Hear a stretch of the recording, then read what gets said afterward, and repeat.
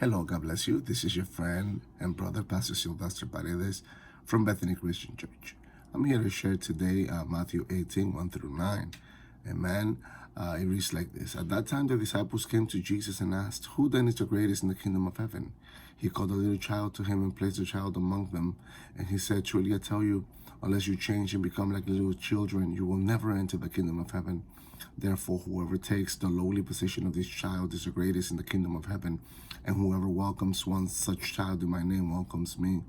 If anyone causes one of these little ones, those who believe in me, to stumble, it would be better for them to have a large millstone hung around their neck and to be drowned in the depths of the sea. Woe to the world because of things that cause people to stumble. Such things must come, but woe to the person through whom they come. If your hand or your foot causes you to stumble, cut it off and throw it away. It is better for you to enter life maimed or crippled than to have 2 hands or 2 feet and be thrown into the eternal fire. And if your eye causes you to stumble, gouge it out and throw it away. It is better for you to enter life with 1 eye than to have 2 eyes and be thrown into the fire of hell. Today's word is going to be a little stronger than the other words. Amen. Because now it's not only going to talk to you about your behavior, but it's going to talk to you about what is going to happen if you don't change that behavior. And it's going to tell you plainly. Amen. It says, at that time the disciples came to Jesus and asked, "Who is then the greatest in the kingdom of heaven?" Everybody wants to go to heaven.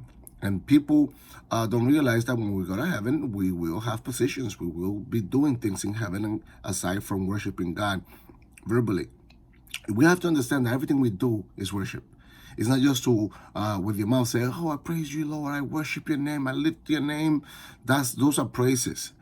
Everything we do is worship. Every single thing we do. And that's why we got to be careful.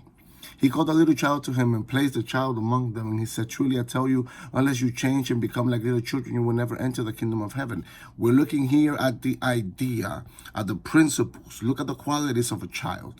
Amen. Therefore, whoever takes the lowly position of this child is the greatest in the kingdom of heaven. If you want to be great in heaven, then you have to humble yourself. That's the key here. Humility. People often think they're better than everybody. Let me tell you, you're not better than anybody, and nobody's better than you.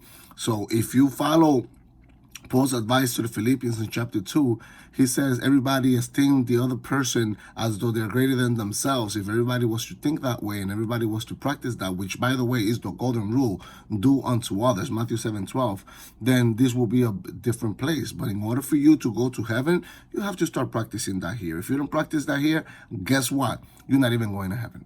Therefore, whoever takes the lowly position of this child is the greatest in the kingdom of heaven, and whoever welcomes one such child in my name welcomes me. So not only is to be like one, not only is to accept one, but amen, but it's also to accept one. I'm sorry, I already said that.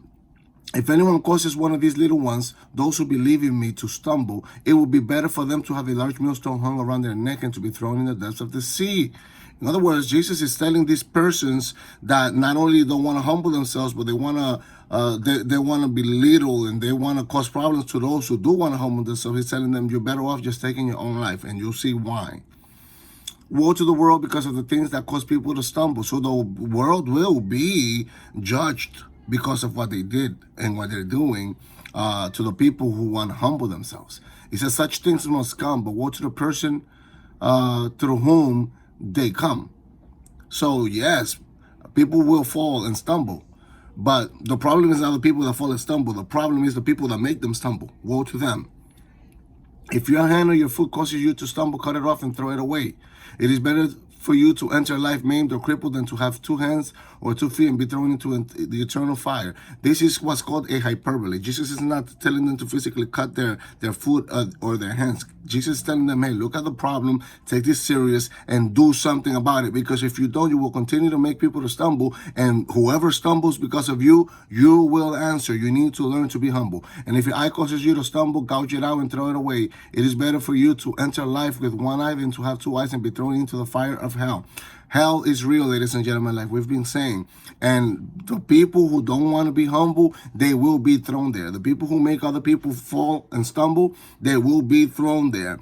People who are not like little child, they will be thrown there. And whoever does not accept the humble, whoever is not humble themselves, will not enter life. On the contrary, they will be thrown into hell.